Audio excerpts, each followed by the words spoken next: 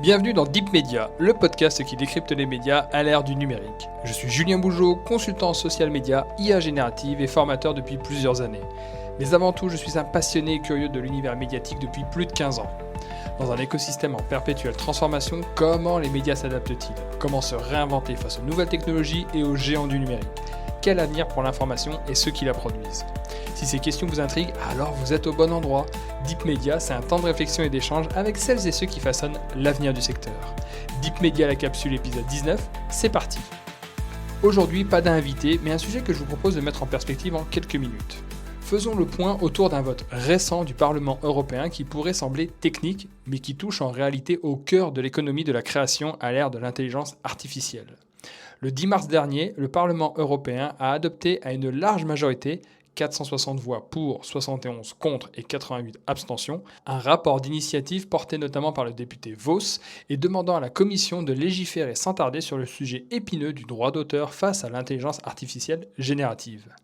Un vote qui a notamment été relayé ces derniers jours par plusieurs acteurs de l'audiovisuel et qui porte sur ce sujet crucial qui n'est pas facile à cerner, la protection des œuvres utilisées pour entraîner les modèles d'IA générative. Car depuis 2 ans, les systèmes comme ChatGPT, Midjourney, Runway ou encore Sora s'entraînent sur des volumes gigantesques de contenu.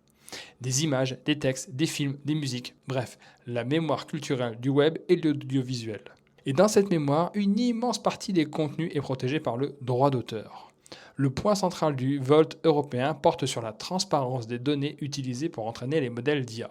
Concrètement, le Parlement a soutenu l'idée que les entreprises développant des modèles d'IA dits généraux, les fameux Foundation Models, doivent désormais documenter les données utilisées pour l'entraînement, publier un résumé détaillé des œuvres protégées utilisées et mettre en place des mécanismes permettant aux ayants droit d'identifier l'usage de leur contenu.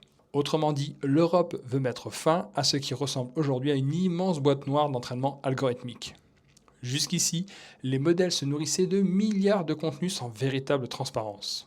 Avec ce vote, l'Union européenne tente d'imposer un principe simple. Si une œuvre sert à entraîner une IA, son auteur doit pouvoir le savoir. Ce vote est aussi symbolique. Il marque une reconnaissance politique très claire. Les œuvres culturelles sont devenues la matière première stratégique de l'intelligence artificielle. Films, séries, photos, musique, articles de presse, archives audiovisuelles, tout cela nourrit les modèles génératifs. Et pour les industries culturelles européennes, qu'il s'agisse du cinéma, de l'audiovisuel, de l'édition, de la musique, l'enjeu est immense. Car ces secteurs représentent des centaines de milliers d'emplois, des milliards d'euros de production et un modèle économique largement basé sur la propriété intellectuelle.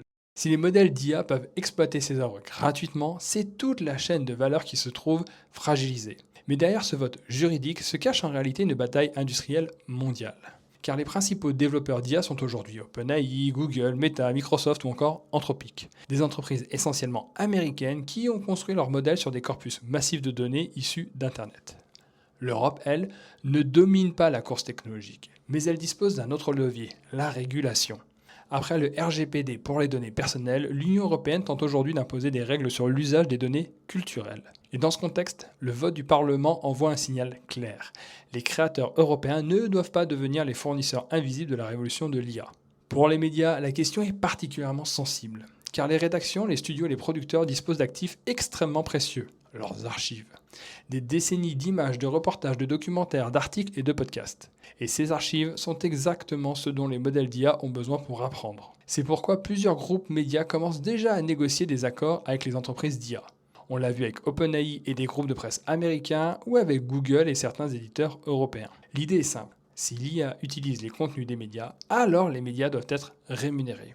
Au fond, ce vote du Parlement européen illustre une transformation profonde. Pendant 20 ans, la bataille entre médias et plateformes portait sur la distribution des contenus. Aujourd'hui, la bataille porte sur la donnée culturelle elle-même. Les archives, les œuvres, les articles deviennent la matière première d'une nouvelle industrie, celle de l'intelligence artificielle. Et la question qui se pose désormais est fondamentale. Qui contrôle cette matière première? Les créateurs? Les médias? Ou les entreprises technologiques qui entraînent les modèles? Le vote du Parlement européen ne règle pas encore toutes les questions, mais il marque une étape importante. Pour la première fois, une grande institution politique tente d'encadrer la relation entre intelligence artificielle et création culturelle. Et dans cette nouvelle économie de la connaissance, une chose devient claire. Les œuvres ne sont plus seulement des contenus, elles sont devenues le carburant de l'intelligence artificielle, et donc un enjeu stratégique pour l'avenir des médias. Je vous remercie d'avoir écouté cette 19e capsule de Deep Media. N'hésitez pas à réagir à ce sujet en commentaire. Deep Media, c'est désormais une newsletter mensuelle pour poursuivre l'exploration, ainsi qu'un chatbot de veille IA et média appelé IA Media Lab. Pour accéder gratuitement à ces deux outils, je vous mets les liens en commentaire d'épisode. On se retrouve très bientôt pour un nouvel entretien avec celles et ceux qui font l'avenir des médias. En attendant, n'oubliez pas de vous abonner et de déposer les commentaires adéquats sur toutes les plateformes de podcast. À très bientôt.